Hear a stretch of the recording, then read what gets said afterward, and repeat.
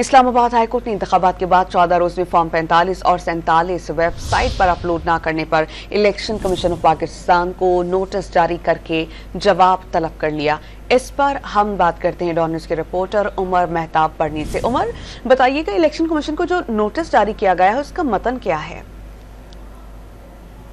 High court کے chief justice عامر فاروق نے انتخابات کے بعد 14 روز میں فارم 45 اور 47 ویب سائٹ پر جاری نہ کرنے پر الیکشن کمیشن کے خلاف MWM کی درخواست پر سماعت کی۔ مجلس وحدت المسلمین کی جانب سے وکیل ایمان زینب مزاری عدالت میں پیش ہوئی اور موقف اپنایا کہ الیکشن ایکٹ کے مطابق 14 دنوں میں انتخابی نتائج کے فارمز ویب سائٹ پر اپلوڈ کرنے ہوتے ہیں۔ صرف فارمز ہی نہیں بلکہ تمام متعلقہ دستاویزات کو اپلوڈ کرنا ہوتا ہے۔ 8 فروری کو انتخابات ہوئے مگر ابھی تک متعلقہ دستاویزات اپلوڈ نہیں کیے گئے۔ الیکشن کمیشن نے گزشتہ روز کسی حد تک فارم 45 اپلوڈ کیے اور پھر ہٹا دیے۔ عدالت نے درخواست پر الیکشن کمیشن کو نوٹس جاری کر کے جواب طلب کر لیا۔ کیس کی سماعت آئندہ ہفتے تک کے لیے ملتوی کر دی گئی۔